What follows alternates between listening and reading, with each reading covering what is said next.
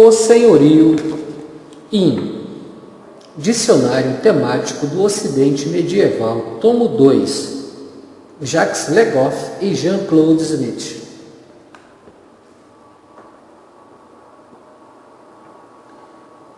Vários volumes seriam insuficientes para a análise historiográfica daquilo que os medievalistas chamaram o senhorio. Um tipo de poder não estatal, próximo, rude e privatizado. A própria palavra dominium e as de sua família não têm nenhuma conotação particular nas fontes medievais, e é normal que o historiador elabore o conceito apresentando-o em seguida para a discussão. Extremamente amplo, o conceito de senhorio aplica-se de fato a vários objetos históricos.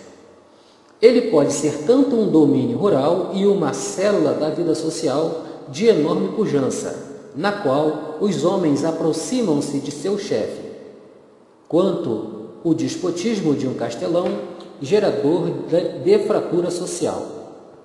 Pode ser a relação de homem a homem entre um senhor medieval e seu servo, relação negociável e personalizada como aquela com um vassalo de nível inferior, que os distingue do senhor e do escravo da teoria antiga.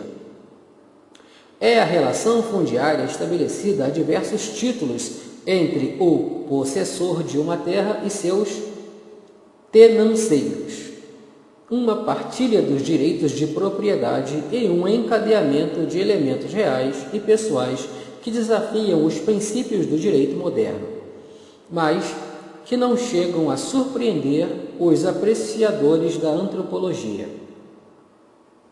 Mais tarde, após a grande mutação do século XII, ele pode consistir na administração implacável, porém legal, de todo ou de parte de um senhorio de aldeia pelos agentes ministeriais do nobre senhor que detém o título e a torre.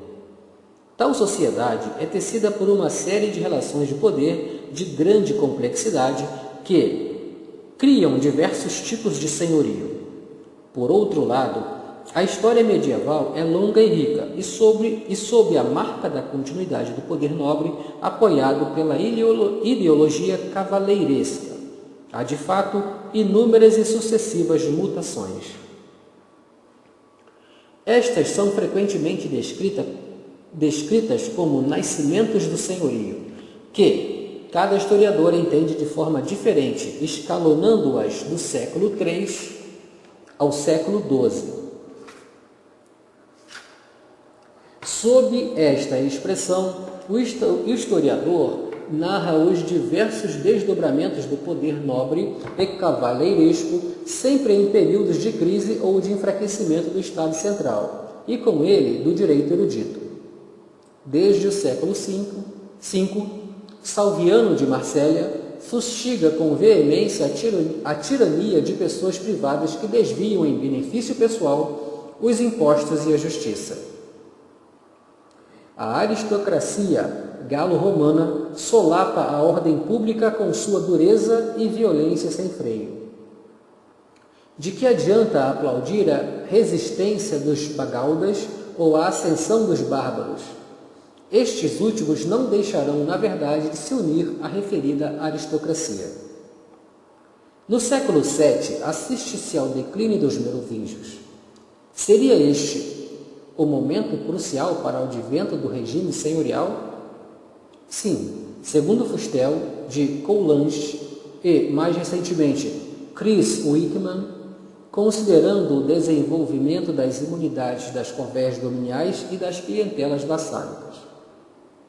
Contudo, na história da França, é sobretudo a derrocada final do poder carolíngio, 877-884, que faz soar a hora do senhorio, isto é, do feudalismo, pois ele não se distingue verdadeiramente do feudo, a não ser a partir de uma data recente. Daí em diante, os castelos fortificados simbolizam e estabelecem materialmente o poder e a autarcia suspeita dos feudais. Para ele, a partir dos anos 860, a sombra do feudalismo propaga-se pela paisagem e pela sociedade da França, que se tornará ainda mais densa segundo alguns autores. Por volta do ano 1000, a madeira viera a substituir a pedra na construção dos castelos. Entretanto, insinua-se em meio às sombras um raio de luz. Ao pé dos castelos, os monges rezam e prosperam. Durante 300 anos, mas sobretudo após o ano 1000, seus escritos, diplomas, crônicas ou narrativas de milagres relatam observações surpreendentes sobre o mau senhorio. Os poderosos do castelo exigem maus costumes, taxas e direitos de justiça recorrendo à força. Alguns dias, entretanto, são dedicados ao arrependimento e aos dons, e comportam-se então como cavaleiros cristãos, reverenciando os seniores do claustro. Essa época, 850 a 1150, é considerada a mais senhorial da história da França. Vou evocar aqui, a título de exemplo, o interesse e as dificuldades da descrição e da história do senhorio castelão, em torno do qual tudo parece então gravitar.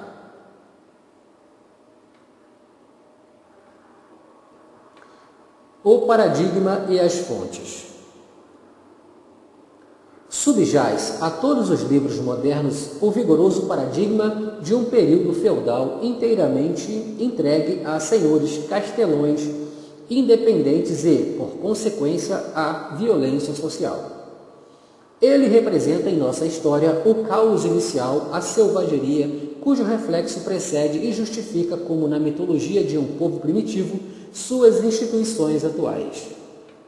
O ano 1000 é o ano zero da França, momento de todos os males, cuja supressão demandará em seguida a enérgica ação da Igreja e dos reis. Os séculos do senhorio castelão foram incontestavelmente uma época de guerras privadas. O paradigma extrai sua força da impotente parte da verdade que existe nisso e fornece, assim, as referências de que o conhecimento histórico necessita. Da mesma forma que na época anterior, carolíngia, a classe dominante define-se por período feudal como uma cavalaria. Mas ela já não é conduzida à guerra régia, e sequer entre 911 e 1095, a guerra contra os não-cristãos do interior. Daí as lutas intestinais. Daí as lutas intestinas de uma cavalaria cujas grandes manobras são travadas na própria região, tomando como pontos de apoio e alvos castelos cada vez mais numerosos e aperfeiçoados, com outeiros e torres. Mas estas lutas são guerras totais. O paradigma dos séculos de ferro não nos habilita a observar os inumeráveis pactos que as interrompem, entre outros o da paz de Deus? Ele é enganador se nos conduz a um balanço geral extremamente nefasto por comparação com outras épocas. O estudo de Georges Duby sobre os Manconais, 1953, traz várias correções a esta impressão desastrosa, fazendo-nos redescobrir, enquadra nos principais castelos uma sociedade um pouco menos feudal, porque submetida à sua verdadeira complexidade e, sobretudo, menos conturbada do que se afirmou, posto que denominada por uma elite de herdeiros hábil para certos compromissos. Contudo, em sua obra, ela recorre ao tema tradicional da ascensão de um mau senhorio, às expensas da ordem pública. A independência do castelão faz dele um tirano em sua terra, porque apenas uma autoridade superior seria capaz de impor-lhe limites. Transpondo esse tema para além da periodização corrente, 860-920 coloca o desmembramento entre 980 e 1030, e não mais de um reino, mas de cada região, pagos. na qual um conde hereditário havia feito até então, bem ou mal, perdurar a justiça. O incômodo nesta nova cronologia da Revolução Feudal é que ela não corresponde mais a nenhum acontecimento decisivo, repousando tão somente sobre uma mutação documental cuja interpretação é contestável. Na realidade, o condado manteve-se na França após o fim do século IX, como quadro estável de uma certa comunidade política constituída pelo conde, pela nobreza e pelo alto clero, e como tal permanecia mesmo depois do ano 1000. E é em meio a este cenário que se deve refletir sobre o senhorio castelão, com sua justiça que, como a do condado, visa a manutenção da paz entre nobres, cavaleiros. Conhecemos, sobretudo, sua relação com os senhores das igrejas, com base em fontes que se tornam um pouco mais densas, mas ao mesmo tempo bastante parciais. Considerado a partir deste ângulo, o senhorio castelão com frequência parece pernicioso. As duas faces do castelão. As duas faces do castelão. O mau senhorio é um tema bem anterior ao ano 1000. Desde o século V, Santo Agostinho fornece o motivo da horda de salteadores que legitima o seu poder, a posteriori a cidade de Deus. 19:12. O que permite fragilizar antecipadamente todas as legalidades medievais e modernas. Há em seguida Salviano de Marsella e, sobretudo, os veementes e reiterados protestos de Hincmar, arcebispo de Reims, 845-882, contra os poderosos que não cessam de oprimir os pobres. Em um contexto de pleno progresso da reforma, vários dos grandes mosteiros do ano 1000, Cluny, Fleury, Saint-Victor de Marsella, lançam uma nova campanha de denúncia dos poderosos. Sua cultura jurídica e moral deve muito à época de Hincmar. Contudo, vários tópicos são inovadores nessa polêmica que, na realidade, desenvolve-se em faixas cronológicas muito longas e variadas conforme os casos. A palavra de ordem consiste na rejeição dos maus costumes. Trata-se por vezes de taxas senhoriais recebidas desde muito tempo, como os direitos de justiça e proteção que podem ser entrevistos desde o fim do século IX. Os vinculados ou não a um castelo. Mas a reforma dos monges torna-os mais exigentes, tanto em relação a outros como a eles próprios. Os maus costumes são tão distanciados da regra e do espírito monástico quanto aqueles da reverência devida pelos vizinhos laicos.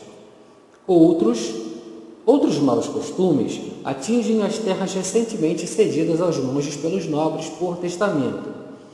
Os herdeiros destes se queixam e tentam recuperar algumas rendas. Os outros maus costumes ainda são o efeito abundantemente descrito ao longo do período da construção de um novo castelo, o da colina. O da colina artificial é uma tecnologia nova em fins do século X e pode servir à causa dos herdeiros lesados. Creio, sobretudo, que ela se insere em geral nos castelos ou nas redes e nos sistemas de castelos já existentes que assim se ampliam. O grande lobo mau do século XI não é um simples falcão empoleirado em sua torre ou em sua colina artificial, mas o magnata que possui ou domina, como se diz, vários castelos em parte ou não na sua totalidade. Tal senhorio nos é revelado por volta do ano 1000 por ocasião dos conflitos em zonas sensíveis com um adversário monástico subitamente mais impetuoso. O costume pareceu aos historiadores modernos o próprio princípio do mau senhorio, novo e perverso, oposto ao direito, propriamente senhorial, novo e oposto ao direito propriamente senhorial. De fato, o tom é sempre mais ou menos negativo, menos com Mark Bloch, mais com George Debye. O costume não é instável, submetido ao acaso das relações de força. Há, igualmente, um pouco de ingenuidade em opô-lo de forma radical ao nosso direito. Há também arrogância em negar às sociedades tradicionais todo o sentido da lei. O costume é direito, como bem o destacou no século XI Abdon de Fleury e Yves de Chartres, estabelecendo apenas uma distinção hierárquica entre os costumes e a lei fundamental, escrita ou não. Afinal de contas, a própria rejeição dos maus costumes supõe a existência dos bons. Da mesma forma, a censura aos tiranos, aos malfeitores, que dominam os castelos vizinhos aos mosteiros, é feita para pleitear contra eles na instituição judiciária, jamais aniquilada e em face da opinião social, sempre um elemento de pressão, isto é, no interior de um sistema de valores partilhado pelos próprios malfeitores. Diante dos normandos, os monges fugiam com suas relíquias. Diante dos senhores castelões, eles as exibiam e faziam-nas produzir milagres para obter justiça. Estes tiranos dos outeiros ou das torres, coisa estranha, são mais malfeitores quanto mais seus conflitos com os mosteiros ou catedrais são mais rudes e intermináveis. Bem próximo a conques e a lobes, famílias perversas e bandos de salteadores sucumbem à vingança de Deus e dos santos, que destroem o seu castelo. Porém, em geral, o tirano de hoje torna-se um generoso doador de amanhã. O temor de Deus e possivelmente o interesse comum de classe produzem entre ele e os monges um gentleman's agreement. Nesse momento extremamente fugaz, o diploma e a crônica glorificam a sua nobreza e fazem reluzir sua condição de cavaleiros. Torna-se, pois, uma pessoa de bem, portador do gládio da milícia secular. O século XI reemprega aqui o vocabulário do serviço público. Por pouco se acreditaria estar em Roma. E, apesar disso tudo, o paradigma tradicional encerra elementos positivos que nos obrigam a representar um contexto diferente, a elaborar o raciocínio por articulações. Mundo rural, direito erudito, marginalizado, guerra privada, sem as quais o pensamento histórico fica ameaçado. Um Lancelin de Beaugency, um Rotrou de Perche e um Hugo de Lusignan não são funcionários de um Estado antigo, mas os senhores do século XI, emancipados e possuidores de uma honra claramente patrimonializada. São literalmente cavaleiros, milites, cujo poder é ambivalente, ao mesmo tempo predador e regulador. Em tribunais castelões, vê-se ao longo de todo o século XI, fazem arbitragens entre os cavaleiros que frequentam seus castelos ou entre eles e as igrejas. O mais belo dos títulos. A cavalaria faz somente guerras e valoriza sua legitimidade. O poder de fato, é, no final das contas, muito mais frágil do que uma autoridade consagrada. Se o senhorio repousasse apenas sobre a força bruta, seria absolutamente desgastante para os próprios senhores. Quem, por exemplo, afirma que os castelões não desejavam outro título de senhor doméstico, à maneira do carvoeiro? O paradigma ou as fontes? Seguramente apenas o primeiro. É este que anseia por um chefe de bando ou um déspota autônomo, fechado no seu orgulho como em seu torreão inexpugnável. repetindo a si mesmo frases como: não sou rei nem príncipe, tampouco duque ou conde, sou o senhor de Couce. Ora, isto não é mais do que uma divisa forjada posteriormente, uma preocupação de um sonho moderno. De toda forma, no século XI, muitos senhores castelães são condes ou viscondes, e outros são amplamente reconhecidos como príncipes, ou, no sul, countors de seus castelos. Todos são, ao menos, saudados como cavaleiros no primeiro escalão dos hóspedes nobres das regiões nas quais são as fênices. Há uma forte legitimidade social e política inerente ao simples título cavaleiresco. Desde 999, reina em Rocher-Corborn, perto de Tours, Corborn, nobilíssimo cavaleiro pela graça de Deus.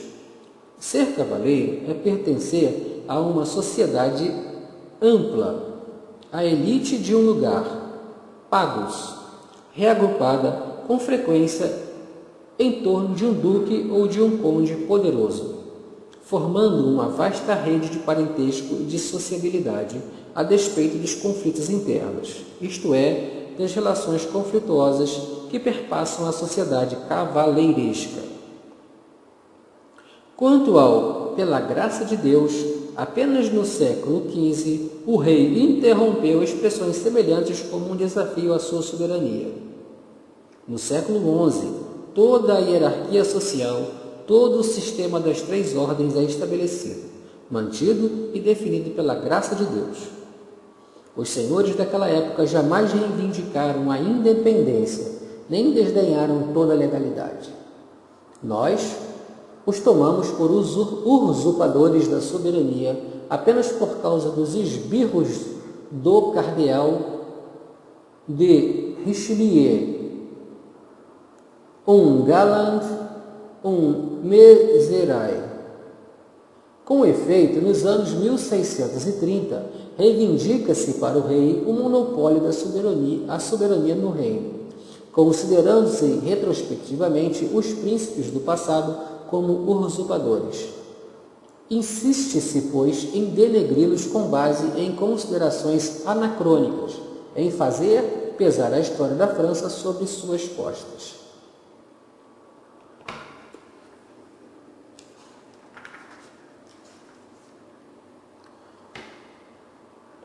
A partir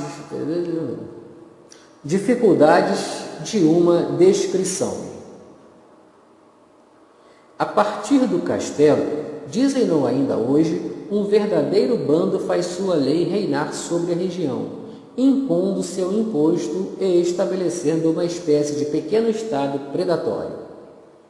São estes, em linhas gerais, em termos de Flac, 1884, autor que inspirou Deby em sua descrição da região de Macon no século XI, e ele não está completamente errado, pois o castelo importante não é feito só de uma habitação e não é mais propriedade de apenas uma família.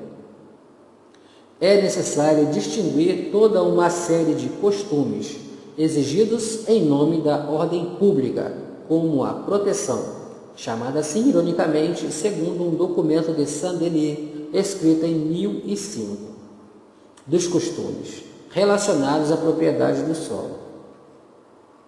Os primeiros parecem consistir em um direito de cavalaria dominante quando se sobrepõe aos segundos, exigidos por um mosteiro possuidor do solo, dos seus tenanceiros, que são por isso seus homens próprios. Os direitos de proteção vinculam-se sempre em grau maior ou menor a um castelo e, portanto, ao senhorio castelão, mas tal quadro decorre de um verdadeiro princípio ou apenas do fato de que todo cavaleiro, isto é, todo notável de uma região, dominava um ou vários castelos importantes, mesmo que não possuísse suas próprias fortalezas? A perspectiva de Flac pode introduzir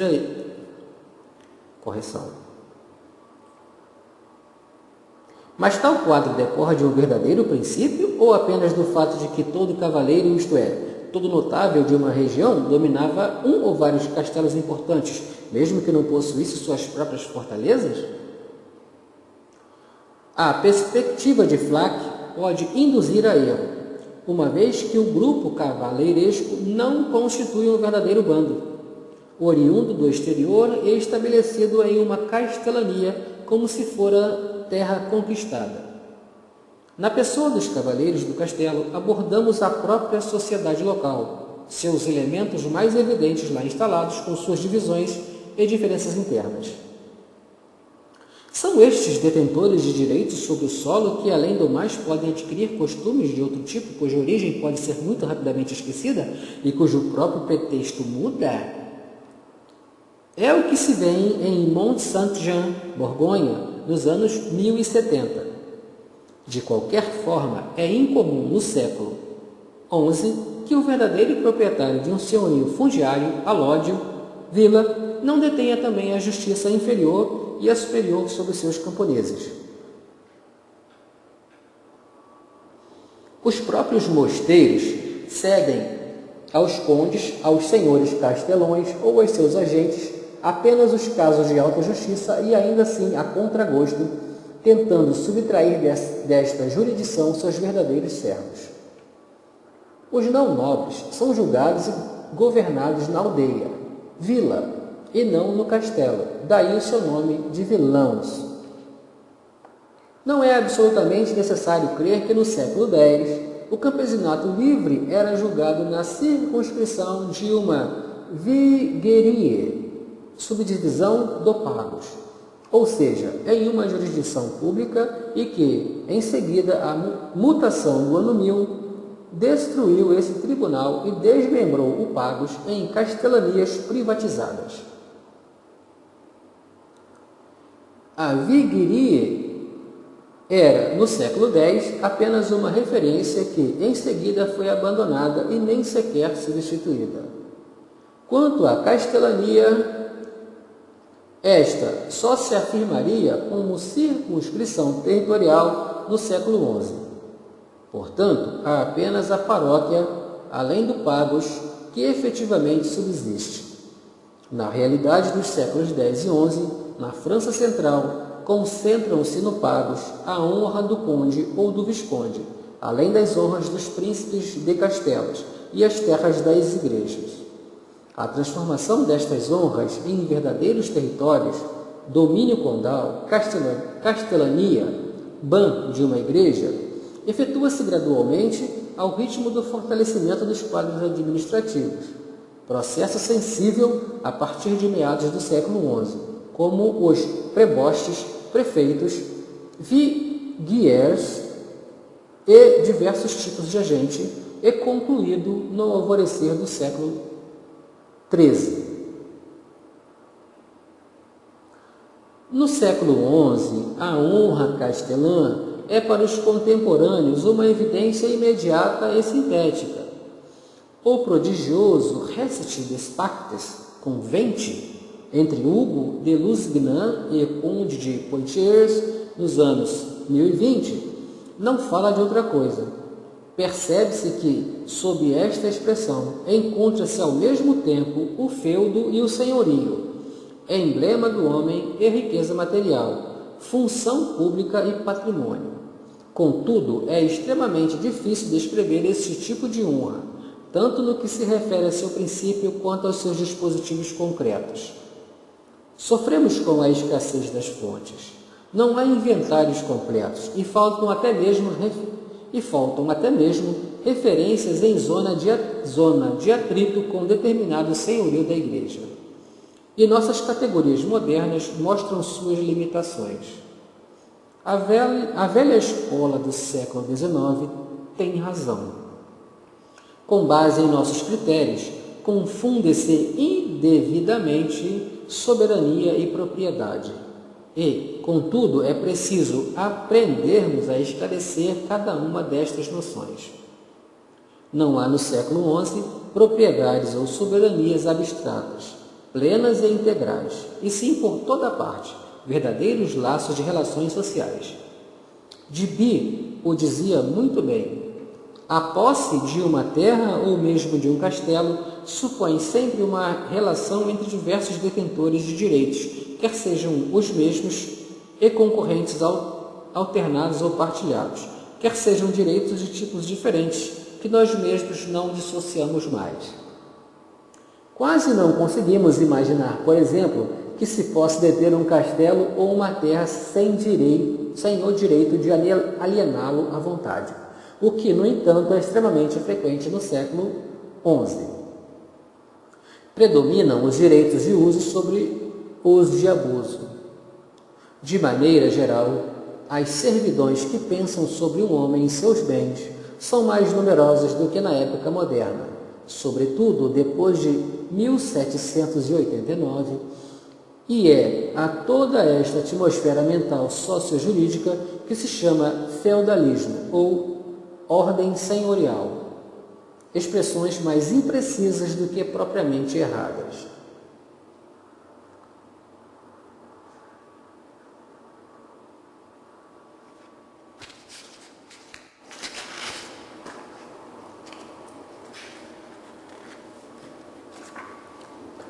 A honra de um senhor castelão, como a de um conde ou a de um cavaleiro de menor envergadura, tem, portanto, qualquer coisa de compósita.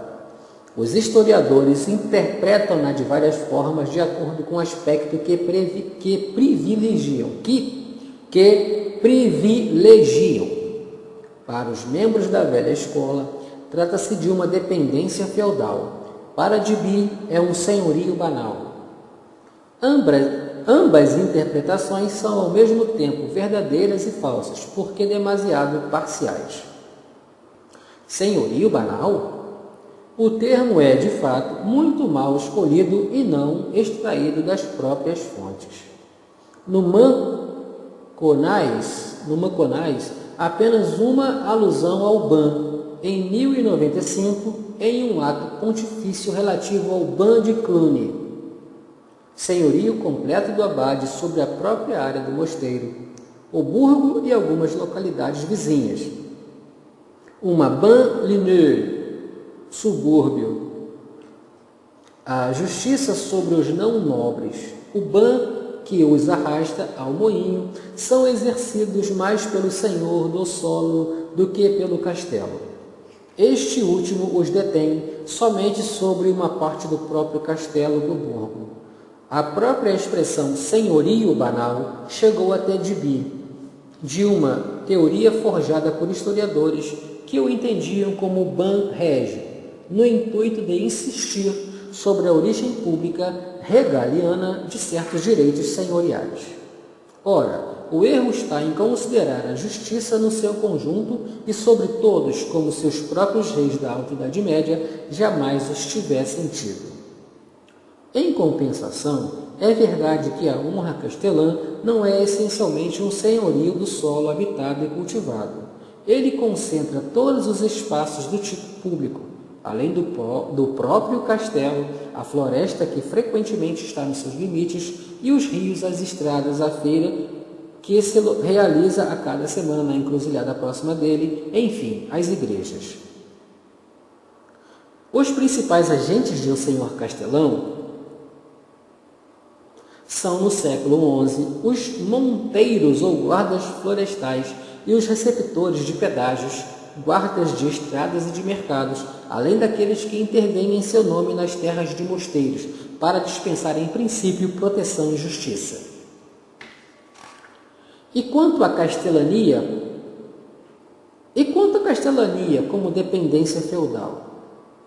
Não é evidente, com efeito, que os senhores fundiários, alódio, vila, sejam todos detidos como feudo pelo senhor castelão em sua esfera de influência.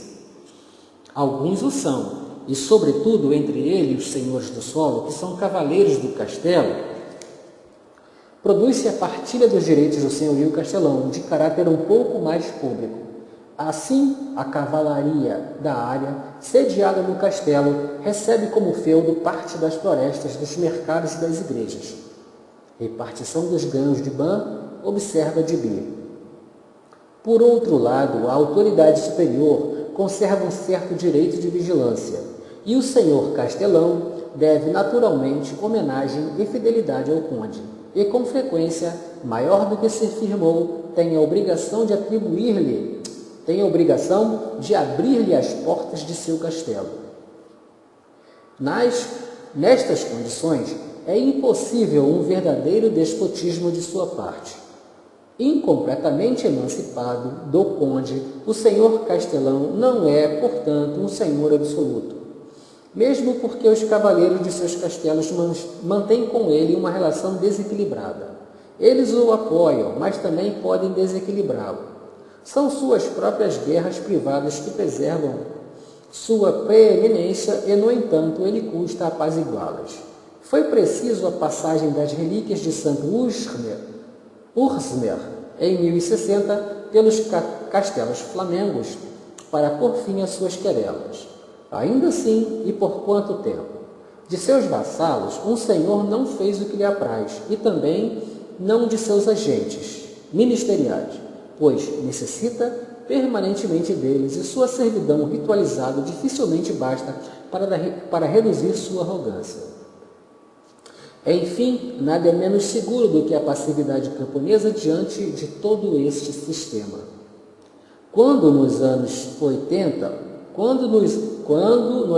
1080, os monges de Saint-Aldin de Angers fazem uma lista dos abusos dos agentes do senhor de Montreal-Belley, o dossiê permite, sobretudo, entrever os rústicos, astuciosos e submissos. Os vilões do século XI são cabeças duras, e a brutalidade senhorial talvez seja a marca de uma certa impotência diante deles.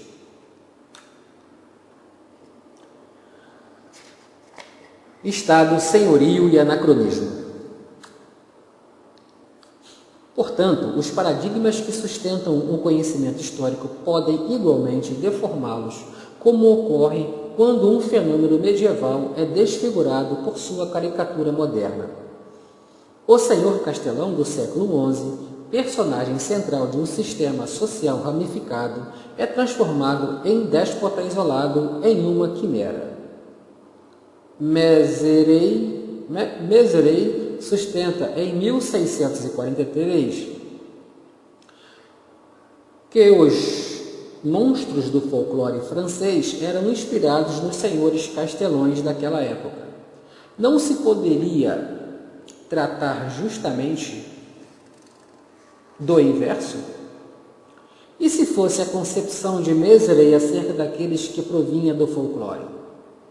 Entretanto, não se trata de afirmar que todas as nossas concepções herdadas são enganosas.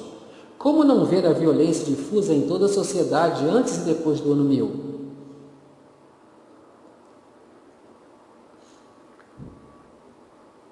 Como deixar de relacioná-la à relativa deficiência das autoridades superiores?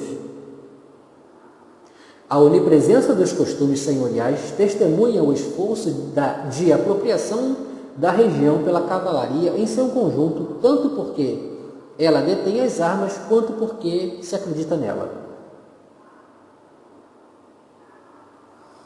Mas estou convencido de que não houve nem tirania, nem terrorismo de classe. A guerra privada frequentemente incomoda os agentes senhoriais. Já se afirmou a exaustão que a fraqueza do Estado Central e do direito erudito deixava as mãos livres aos castelões, mas assim ela não os priva de um sustentáculo potencial? O castelo fortificado data apenas do início do Estado moderno, século XIII, que apoiou com suas finanças os grandes barões. O senhorio mais forte não é também aquele que indiretamente apoia os funcionários régios? É preciso cuidado com as hipóteses demasiado